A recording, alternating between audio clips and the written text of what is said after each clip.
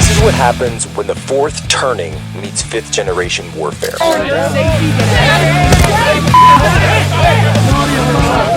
A commentator, international social media sensation, and former Navy intelligence veteran. This is Human Events with your host, Jack Posobiec. Christ is King. As long as there is blood in my veins and air in my lungs, I will make sure that the radical left, the media, and the Democrats never forget the name of Charlie Kirk. We are here not because we want to be here, not because we choose to be here. This wasn't some accident, but you listen to the media and they treat it like it was just a car crash, a tragic train derailment, a plane crash. No. And don't you ever let them trick you with their words, their wicked twisting of words. No. Charlie Kirk was murdered. Charlie Kirk was assassinated in cold blood. He was shot down, an innocent man, for the only crime that he ever committed was speaking the truth. I still think of Erica, and I think of Charlie's children. And I know that if some bullet came and cut me down, that Charlie would be there for my children to be an uncle to them. So I will always be there for Charlie's children as an uncle to them, to tell them who their father was, to tell them what he stood for, to tell them who Charlie the man was. Charlie was not a boy. Charlie started this movement. He was a boy. When he first started, he was a boy. But he went out a man. He went out with his boots on. He went out as a lion. With the courage of a lion, with more courage than all of us. When we fight, when we step up to the plate, when we put up a folding table in a park or on campus, when we set up a chair and pick up a microphone, when we go out there, when we give it all, we're doing it for Charlie!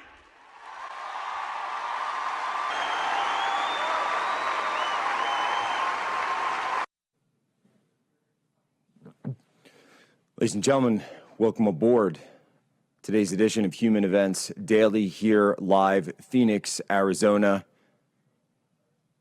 Today is September 16th, 2025, Anno Domini. I'm here in the Charlie Kirk studio. I'm sitting next to my friend's chair.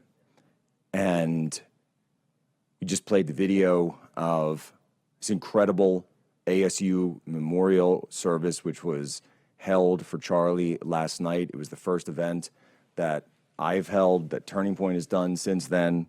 I've got the Freedom shirt right here, and these are just the outpouring of love for Charlie, the outpouring of support for the mission. It's greater than everything I've ever seen, and I'm rendered speechless by it. The amount of people who came last night was astonishing. I'm told 14,000.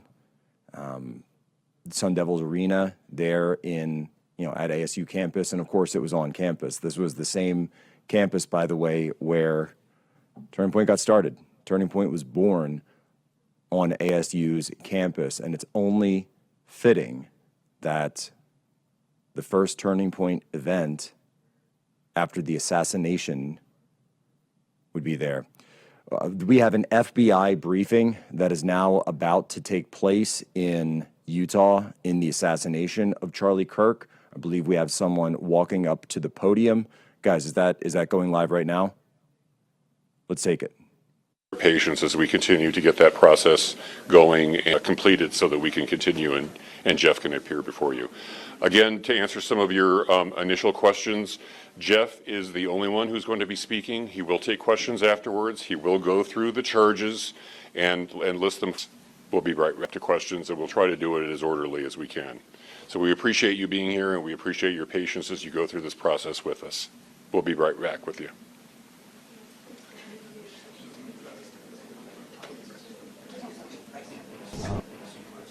Like that was just a preview. So, okay, we're waiting for this. I've been told that there is a major update that's about to come in the charges on this case. I don't want to get ahead of the press conference. Just some information I received minutes before I came on camera here today, but information that will lead towards the prosecution of this suspect, that will lead towards the overall case in, of course, the murder and assassination of my friend, of Charlie Kirk. And, it's quite a thing to be in a position where, we do a breaking news show and we report on these stories every day. And I wish we didn't have to report them every day, but unfortunately that's the world we live in. And it's a little bit, I'm not even sure what the word is. It's very different when you're reporting on it on your own friend and someone that you were very, very close to. But I know that Charlie would want us to be here to continue the work, to continue the fight. I know it's exactly what he would do if that bullet came at me, if I was out somewhere. And I know that Charlie would be there making sure that everything was done to make sure that the perpetrator, anyone who aided the perpetrator, this evildoer, are all brought to justice. Anyone giving aid and comfort are brought to justice. And also the networks and the assemblage of entities and the thousands of people cheering, celebrating, rejoicing at the death of my friend,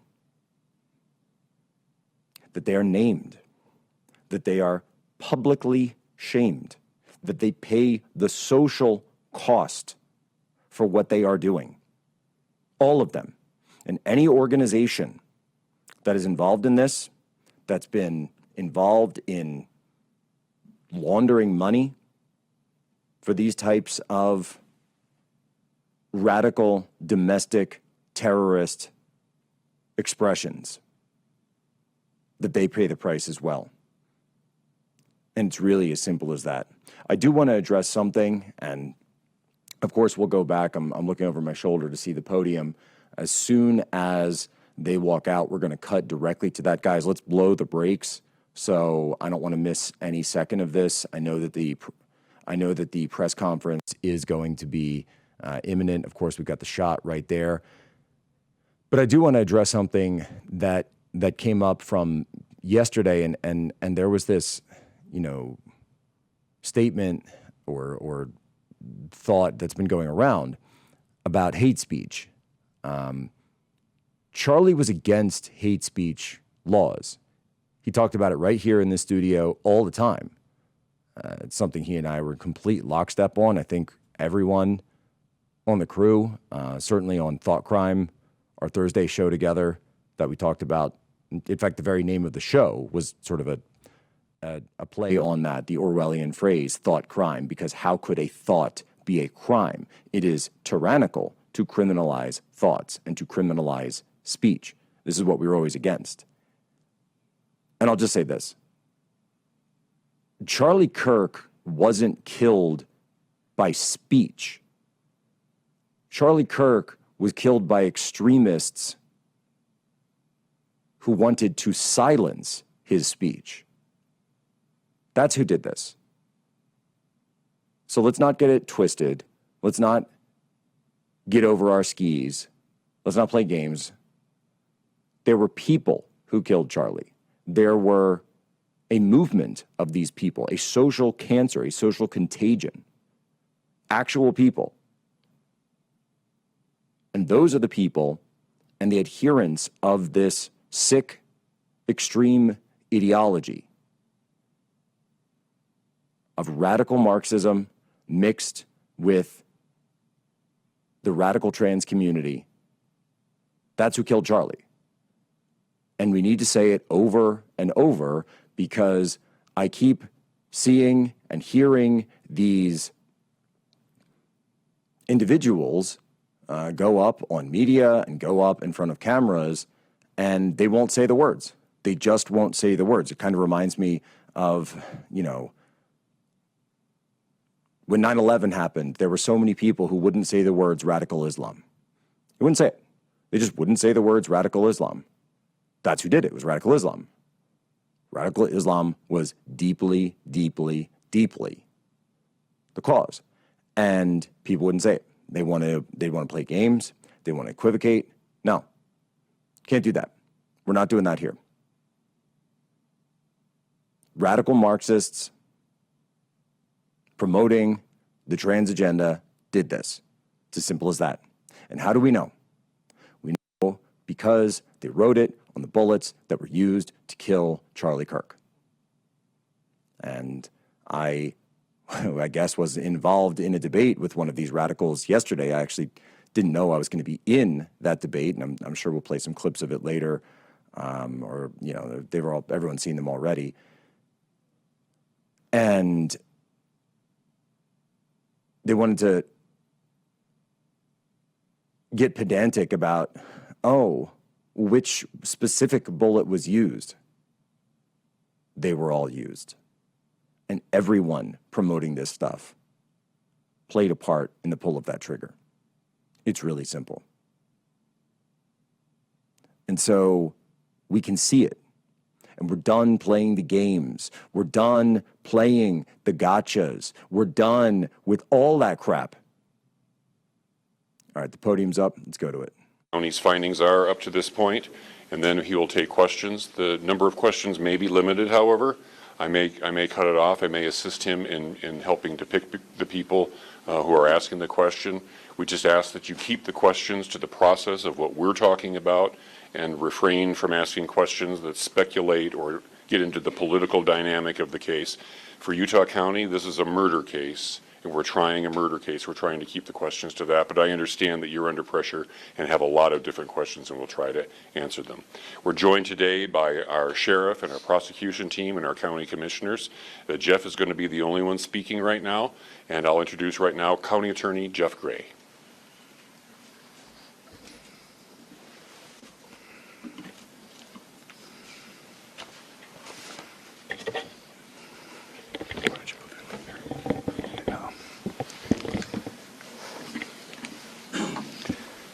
The murder of Charlie Kirk is an American tragedy. Charlie Kirk was murdered while engaging in one of our most sacred and cherished American rights, the bedrock of our democratic republic, the free exchange of ideas in a search for truth, understanding, and a more perfect union. It is also an offense against the state and to the peace and enjoyment of the people of Utah and of all those who visit here. But Charlie Kirk's murder also strikes a more personal and intimate chord. Charlie Kirk was first and foremost a husband and a father to two beautiful young children. He was a son, he was a brother, and a friend. Like all murders, the senseless and needless taking of Charlie Kirk's life has shattered the lives of those he loved and those who loved him. To Charlie's wife, Erica, his two young children, his parents, his family, and his friends, I express my sincere condolences and offer my heartfelt prayers on your behalf. I also want to express my concern for everyone who was at Charlie's Turning Point USA event at the Utah Valley University, and all who have been impacted by this tragedy. As county attorney, I am charged with bringing justice to those who offend our laws. I am charged with bringing justice for those who harm for those who are harmed. I am charged with bringing justice for Charlie Kirk. I am committed to these aims. I take this responsibility seriously. Today, after reviewing the evidence that law enforcement has collected thus far, I am filing a criminal information charging Tyler James Robinson, age 22, with the following crimes. Count 1, aggravated murder, a capital offense, for intentionally or knowingly causing the death of Charlie Kirk under circumstances that created a great risk of death to others. Count 2, felony discharge of a firearm causing serious bodily injury, a first-degree felony. The state is further alleging aggravating factors on counts 1 and 2 because the defendant is believed to have targeted Charlie Kirk based on Charlie Kirk's political expression and did so knowing that children were present and would witness the homicide. The state is also charging defendant with count 3, obstruction of justice, a second-degree felony for moving and concealing the rifle used in the shooting. Count 4, obstruction of justice, a second-degree felony for disposing the clothing he wore during the shooting. Count 5, witness tampering, a third-degree felony for directing his roommate to delete his incriminating texts. Count 6, witness tampering, a third-degree felony for directing his roommate to stay silent if police questioned him. And count 7, commission of a violent offense in the presence of a child, a Class A misdemeanor, for committing homicide knowing that children were present and may have seen or heard the murder and did so based on Charlie Kirk's political expression. Also, following the press conference, I am filing a notice of intent to seek the death penalty. I do not take this decision lightly, and it is a decision I have made independently as county attorney, based solely on the available evidence and circumstances and nature of the crime. Because we are seeking the death penalty, the defendant will continue to be held without bail in the Utah County Jail. Turning to the 10-page information, these are the allegations. On September 10th, 2025, at approximately 12:23 p.m., Charlie Kirk was shot and killed while speaking to a large crowd on the campus of Utah Valley University in Orem, Utah. Police found the suspected murder weapon, a bolt-action .30-06 rifle, nearby. Over the next approximately 33 hours, police conducted a manhunt for the shooter until the evening of September 11th, 2025, when Tyler James Robinson surrendered to police at the Washington County Sheriff's Office. DNA consistent with Robinson was found on the rifle's trigger. After shooting Mr. Kirk, Robinson hid the gun, discarded the clothing he wore when he fired the rifle, and told his roommate to delete incriminating text messages and not talk to police. Children were present at the time of the shooting. The shooting. Turning Point USA, a nonprofit organization founded in 2012 by Charlie Kirk, organized a public outdoor event to be held at noon on September 10th, 2025 at UVU. The event was the first in a series of similar events to be held at college campuses nationwide.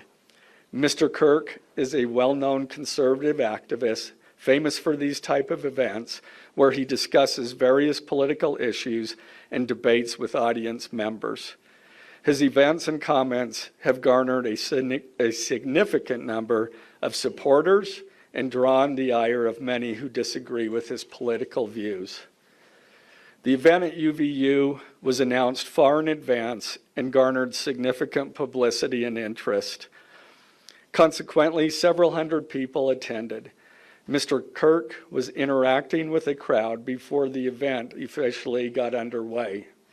Then, at approximately noon, Mr. Kirk seated himself under a portable canopy behind a table and microphone.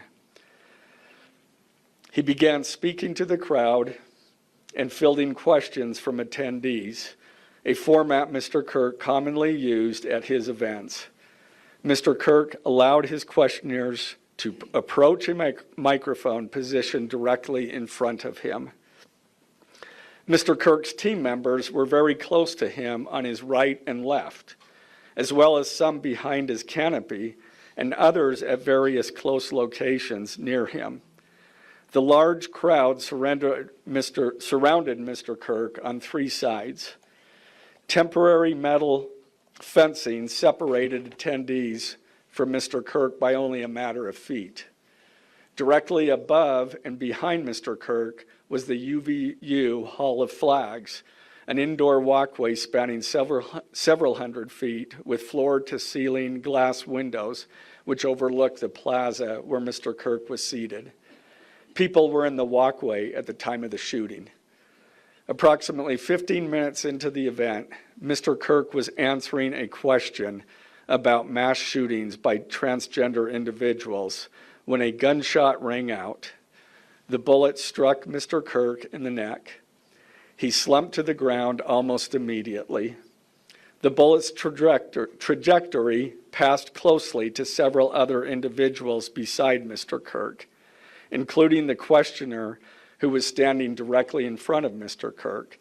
Children were visible near Mr. Kirk's stage when he was shot. Mr. Kirk was rushed to a nearby hospital where he was declared deceased. The medical examiner's report is still pending. So UVU surveillance. So at the moment of the shot, a UVU police officer was watching the crowd from an elevated vantage point.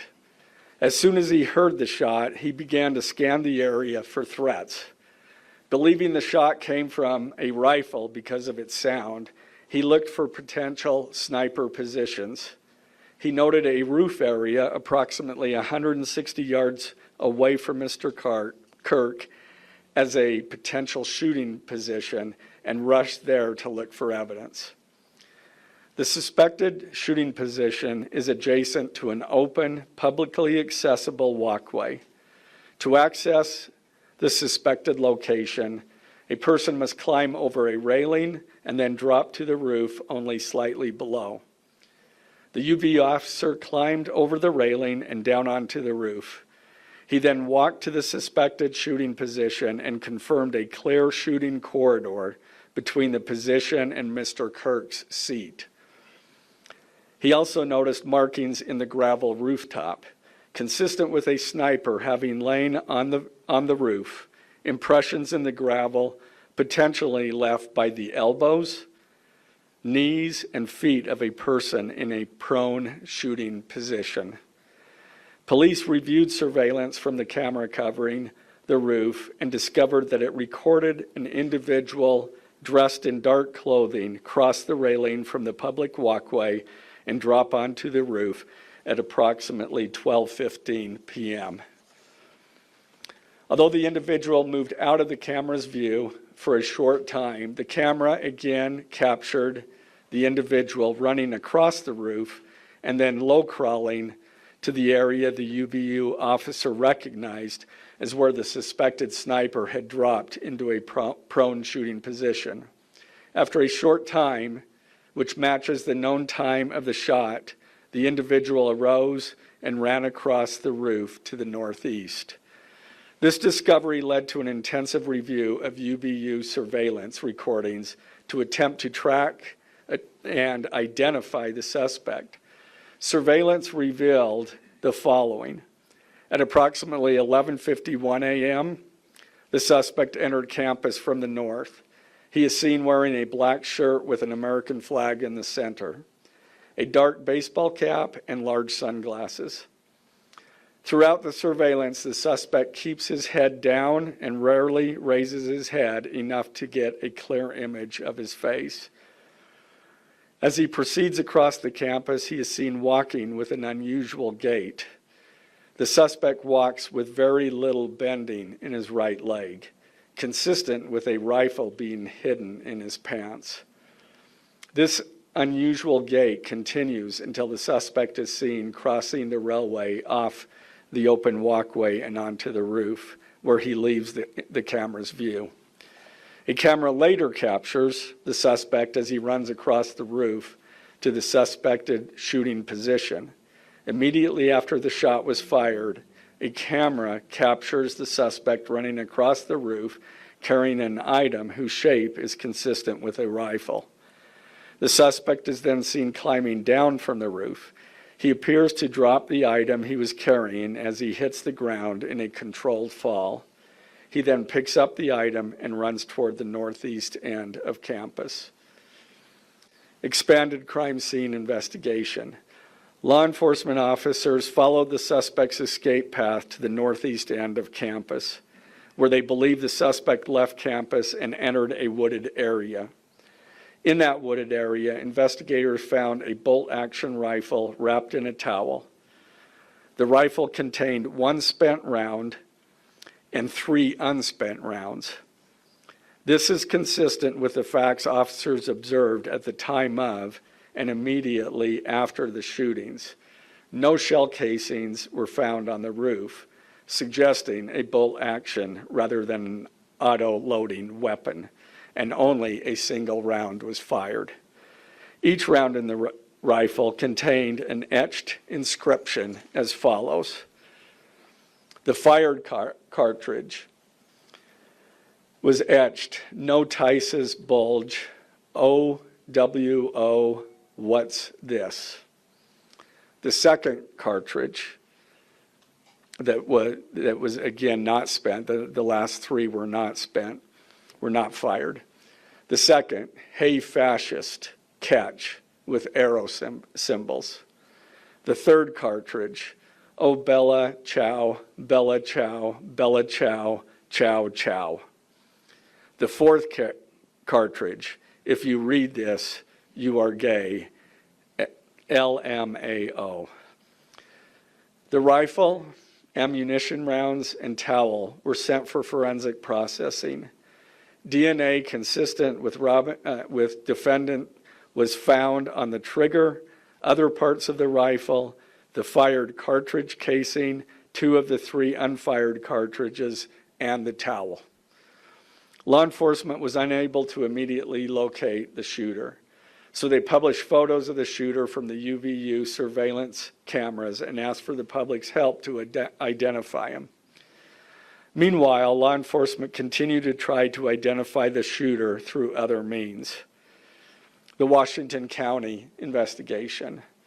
On the evening of September 11th, 2025, as law enforcement continued their investigation, Tyler James Robinson went to the Washington County Sheriff's Office with his parents and a family friend to turn himself in. Robinson's mother stated that the following to police. On September 11th, 2025, the day after the shooting, Robinson's mother saw the photo of the shooter in the news and thought the shooter looked like her son. Robinson's mother called her son and asked him where he was. He said he was at home sick and that he had also been at home sick on September 10th. Robinson's mother expressed concern to her husband that the suspect shooter looked like Robinson. Robinson's father agreed. Robinson's mother explained that over the last year or so, Robinson had become more political and had started to lean more to the left, becoming more pro-gay and trans rights oriented. She stated that Robinson began to date his roommate, a biological male who was transitioning genders. This resulted in several discussions with family members, but especially between Robinson and his father, who have very different political views. In one conversation before the shooting, Robinson mentioned that Charlie Kirk would be holding an event at UVU, which Robinson said was a stupid venue for the event. Robinson accused Kirk of spreading hate. Robinson's father reported that when his wife showed him the surveillance image of the suspected shooter in the news, he agreed that it looked like their son. He also believed that the rifle that police suspected the shooter used matched a rifle that was given to his son as a gift. As a result, Robinson's father contacted his son and asked him to send a photo of the rifle. Robinson did not respond. However, Robinson's father spoke on the phone with Robinson. Robinson implied that he planned to take his own life. Robinson's parents were able to convince him to meet at their home. As they discussed the situation, Robinson implied that he was the shooter and stated that he couldn't go to jail and just wanted to end it. When asked why he did it, Robinson explained there is too much evil and the guy, referring to Charlie Kirk, spreads too much hate. They talked about Robinson turning himself in and convinced Robinson to speak with a family friend who is a retired deputy sheriff. At Robinson's father's request, the family friend met with Robinson and his parents and convinced Robinson to turn himself in. The family friend spoke to police and reported telling Robinson that it would be best if he brought all evidence with him to the sheriff's office to avoid police having to search his parents' home. The friend also asked Robinson if he had any clothes that were related to what he did. Robinson replied that he had disposed of the clothes in different areas. The roommate. Police interviewed Robinson's roommate, a biological male who was involved in a romantic relationship with Robinson. The roommate told police that the roommate received messages from Robinson about the shooting, and he did provide those messages to police. On September 10th, 2025, the roommate received a text message from Robinson which said, "Drop what you're doing. Look under my keyboard." The roommate looked under the keyboard and found a note that stated, quote, "I had the opportunity to take out Charlie Kirk, and I'm going to take it." Police found a photograph of this note. The following text exchange, then took place. After reading the note, the roommate responded, "What? You're joking, right?" Robinson, "I am still okay, my love, but am stuck in Orem for a little while longer yet. Shouldn't be long until I can come home, but I gotta grab my rifle still. To be honest, I had hoped to keep this secret till I died of old age. I am sorry to involve you." Roommate, "You weren't the one who did it, right?" Robinson, I am. I'm sorry." Roommate, "I thought they caught the person." Robinson, "No, they grabbed some crazy old dude, then interrogated someone in similar clothing. I had planned to grab my rifle from my drop point shortly after, but most of that side of town got locked down. It's quiet, almost enough to get out, but there's one vehicle lingering." Roommate, "Why?" Robinson, "Why did I do it?" Roommate, "Yeah." Robinson, "I had enough of his hatred. Some hate can't be negotiated out. If I am able to grab my rifle unseen, I will have left no evidence. Going to attempt to retrieve it again. Hopefully they have moved on. I haven't seen anything about them finding it." Roommate, "How long have you been planning this?" Robinson, "A bit over a week, I believe. I can get close to it, but there is a squad car parked right by it. I think they already swept that spot, but I don't want to chance it." Robinson again, "I'm wishing I had circled back and grabbed it as soon as I got to my vehicle. I'm worried what my old man would do if I didn't bring back Grandpa's rifle." IDEK if it's had a serial number, but it wouldn't trace to me. I worry about prints. I had to leave it in a bush where I changed outfits. Didn't have the ability or time to bring it with. I might have to abandon it and hope they don't find prints. How the F will I explain losing it to my old man? Only thing I left was the rifle wrapped in a towel. Remember how I was engraving bullets? The F in messages are mostly a big meme. If I see notice bulge UWU on Fox News, I might have a stroke all right. I'm going to have to leave it. That really effing sucks. Judging from today, I'd say Grandpa's gun does just fine, IDK. I think that was a $2K dollar scope. Wink, wink. Robinson again, delete this exchange. Again, Robinson, my dad wants photos of the rifle. He says Grandpa wants to know who has what. The feds released a photo of the rifle, and it is very unique. He's calling me, RN, not answering. Robinson, since Trump got into office, my dad has been pretty diehard MAGA. Robinson, I'm going to turn myself in willingly. One of my neighbors here is a deputy for the sheriff. Again, you are all I worry about, love. That came from Robinson. Roommate, I'm much more worried about you. Robinson, don't talk to the media, please. Don't take any interviews or make any comments. If any police ask you questions, ask for a lawyer and stay silent. The search for Robinson's residence. Police executed a search warrant on Robinson's residence. During that search, police discovered a shell casing with etchings like the etchings found on the shells in the rifle near UVU. Police also found several target boards with bullet holes in Robinson's home. Now, as I stated in the beginning when I read those allegations, these are allegations. And like the evidence set forth in this statement, those allegations, what you've heard from the media, even from state and federal officials, has not been tested in the crucible of a jury trial. I understand the public's desire to know the facts. My own family members have pressed me for information. Why are we reluctant to share the details of the investigation itself and comment on the case? Because I want to ensure a fair and impartial trial. I became a prosecutor because of my love for the ideals of this great country and the principles embedded in our Constitution.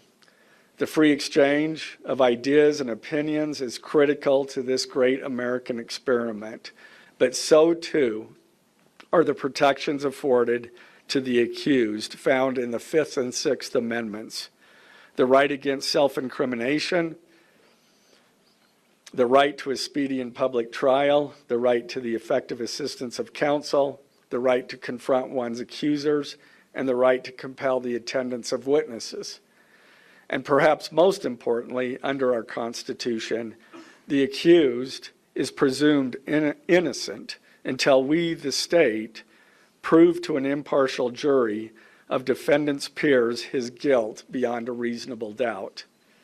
That jury cannot rely on our allegations, on what they hear in the news, or on what they hear from a public official.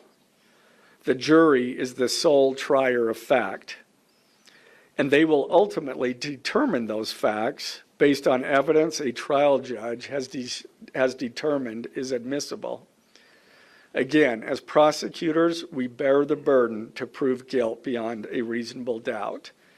But make no mistake, we welcome this burden.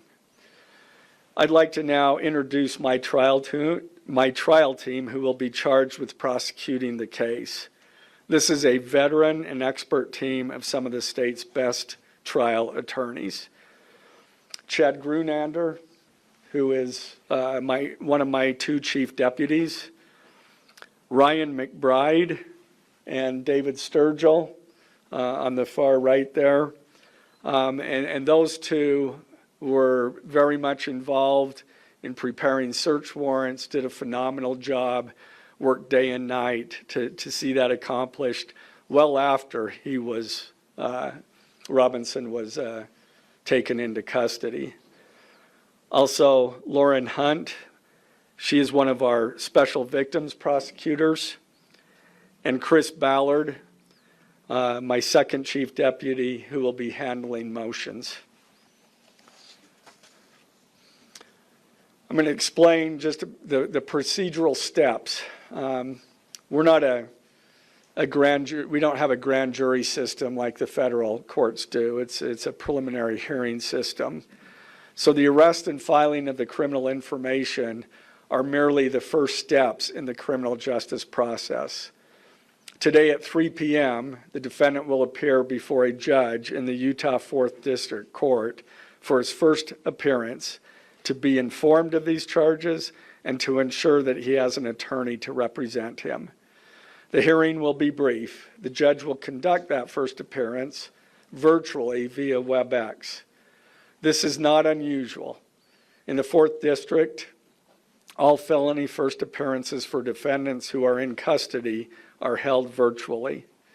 A link to that hearing is available for media on the Utah State Court's X account at Utah State Courts. Now, following defendant's first appearance, he will be entitled to a preliminary hearing.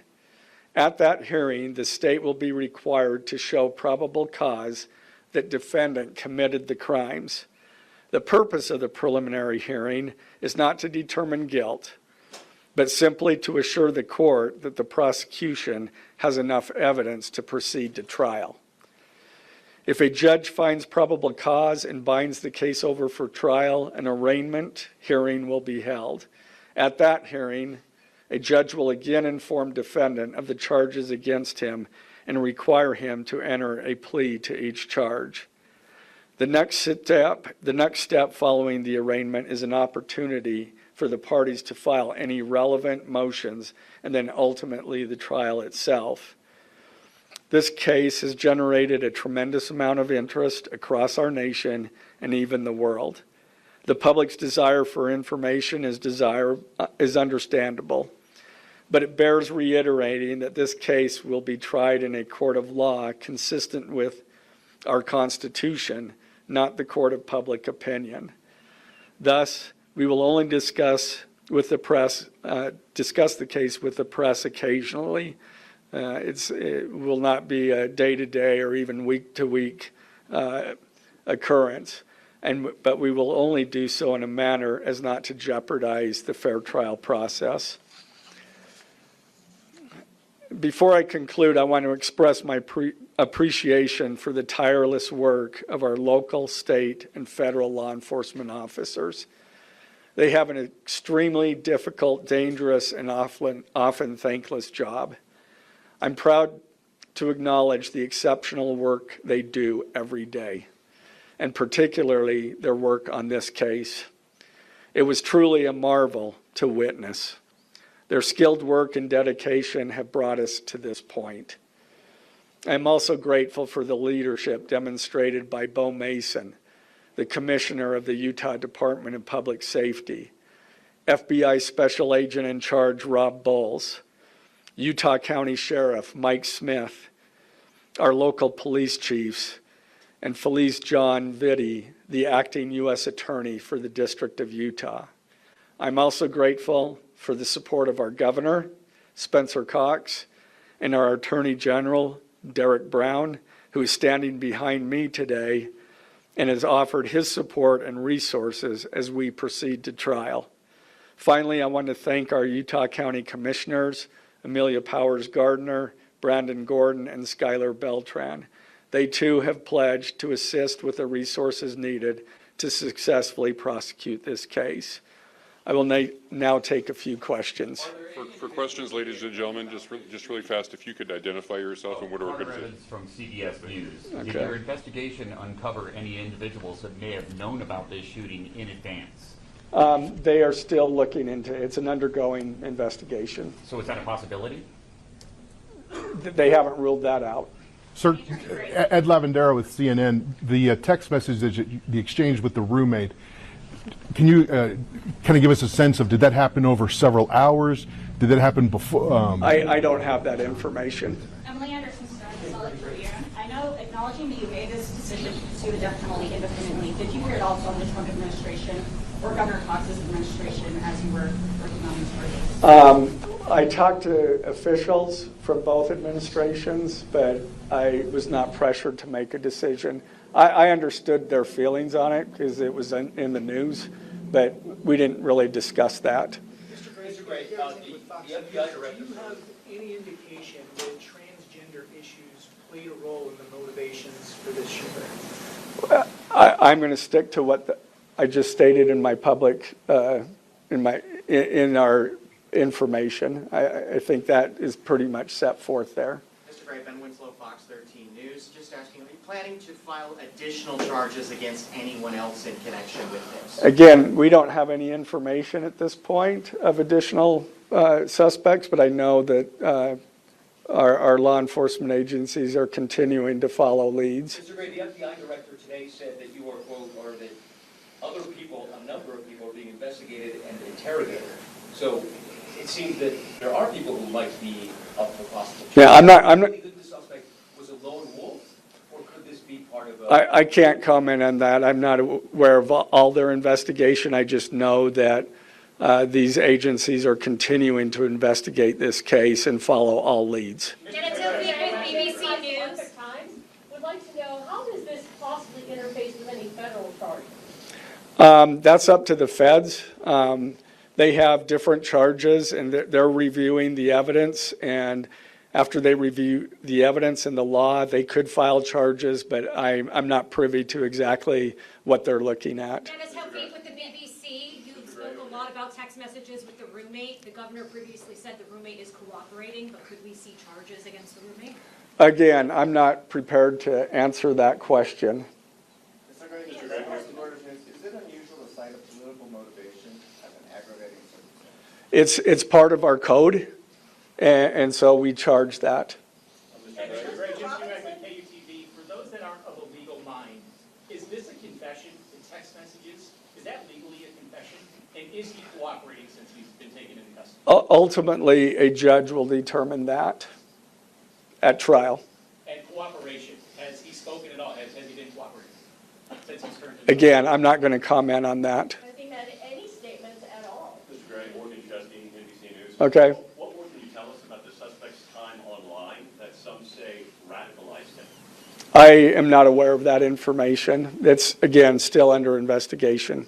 And has he expressed any remorse so far about this attack? I am not going to comment on that. Is he continuing to not cooperate? I am not going to comment on that. Mr. Gray, the FBI director has been way out of front in terms of presenting evidence to the public. Your team has been very circumspect, very measured in what they've laid out. Has that hampered your investigation and your build-up to this? Well, as attorneys, we typically like to control that information to preserve an impartial jury and a fair trial. So has it been a investigation? Excuse me? I don't have that information. Can you tell us more about what the family may have said in interviews? What the family said is what I provided. Mr. Gray, do you anticipate that the defense will try to get this trial moved out of Utah County, and how will you respond to that? That from where? From Utah County. That the defense will be from Utah County? Well, that they will try to get the trial moved to a different location. I couldn't predict what they're going to do. You say, is there any evidence to suggest that the timing of the shot and the question that was asked about mass shootings, transgenders, is that more than coincidence? That will be for a jury to decide. Mr. Gray, are you confident that the roommate had no part of this attack whatsoever? Again, I'm not going to comment on the evidence. But the evidence so far, does it show any involvement? Again, I'm not going to comment on other than the facts that or the evidence that we've gathered so far. Does the mention of the DNA here in the press conference jeopardize his right to a fair trial? I don't believe so. This is part of a public document that we have to file as we file a criminal information. We have to file a probable cause statement. That's a public document, and so we're comfortable with that. Are his parents and the roommates still cooperating? I'm not going to comment on that either. The FBI has said that this suspect had a hatred of Kirk. What else can you share about that? I can't share any more than what I've already said. This was an incredibly precise shot. Do you have any evidence that he went places to practice or have tracked his movements before the shooting that's giving you insight into how he prepared? The evidence that I'm willing to share is what I just read in our statement, and it's in the information. I'm afraid we're going to have to cut it off there. Okay. If you could just answer, did you consult Erica Kirk about seeking the death penalty?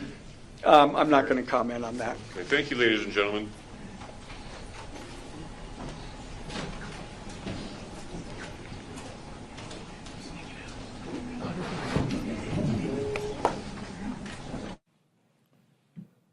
All right, Jack Posobiec, we're back. Live, human events, daily, first reactions. Death penalty. Death penalty is being sought. It's obviously appropriate here because of the heinousness of this act, and you heard that from the prosecutor. I love this prosecutor, by the way. I thought this guy was incredible. I'm also joined now in studio by Blake Neff, who's not only an expert on all of this, but Blake, you were about 10 feet away when all of this happened. Blake, do you believe that the death penalty is appropriate in this case? I really do. Charlie and I would discuss, that issue, what it would be merited for, if it was merited for anything. But what I think is especially important is this is, we always heard that that line from people like, oh, this is an attack on our democracy. And they would use that to describe any number of things. But if you want to be real, like the realest possible attack on our democracy or whatever our republic you want to have is actual civil violence, like violence for political ends in public like that.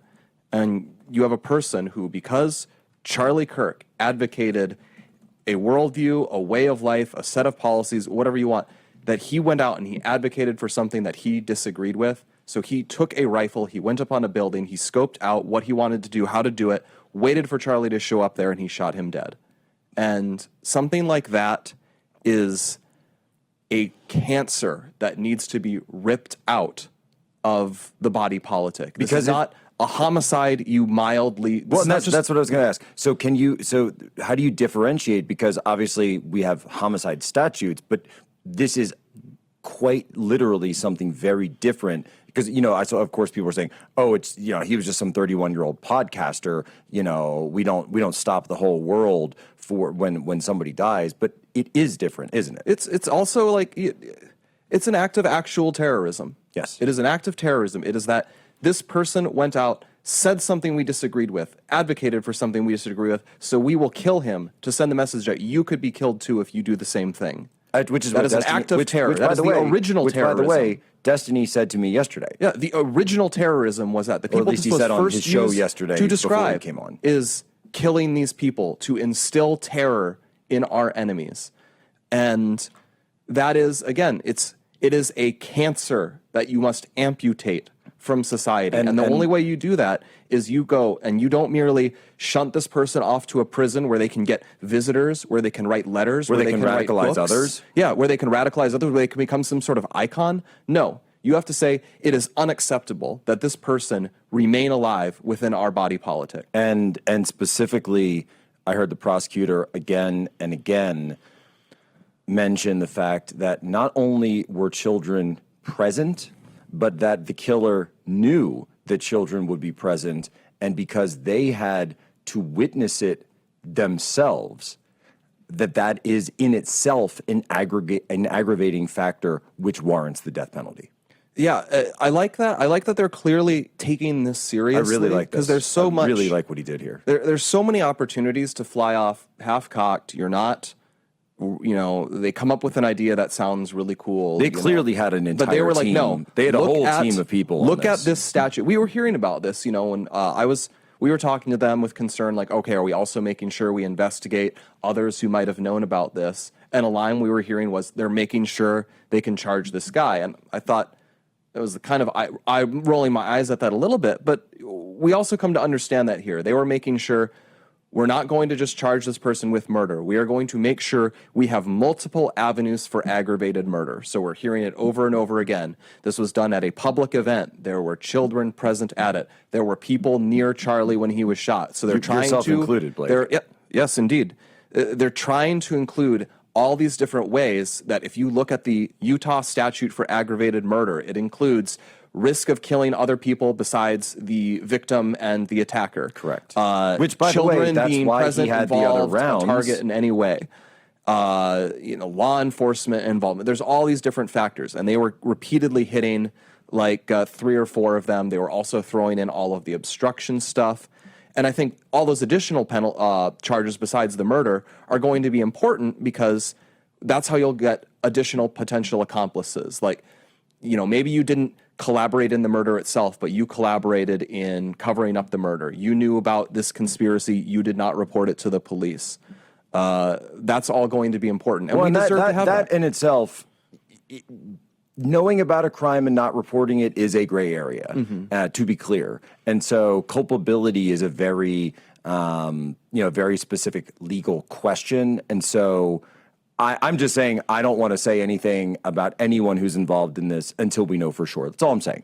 And so that has to be very carefully investigated. We are coming up on a break here. So I'm just going to say that, and we are going to extend, and I want to say thank you to Real America's Voice for allowing us to do this, because we have to respond to what happened here to the man who sits in this chair and the charges that have now been brought in his killing.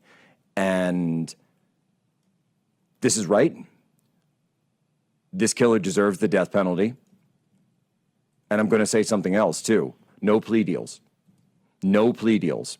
I don't want to see anyone from the governor's office, the attorney general, whoever it is, coming in and saying, you know what, maybe we do a plea deal and we take it off the table. No. You take this to trial, you put this in front of a jury, and justice will be done. Simple as that. There's no off-ramp here. Because you know what else? You know who didn't get an off-ramp? Charlie Kirk. Charlie Kirk didn't get an option to have an off-ramp. Charlie Kirk didn't get a question. Charlie Kirk didn't get to go up and plead his case. No, he got none of that. So we're not going to provide that to this killer. Put him on trial, look at his day in court, and then we'll see what happens. Right now.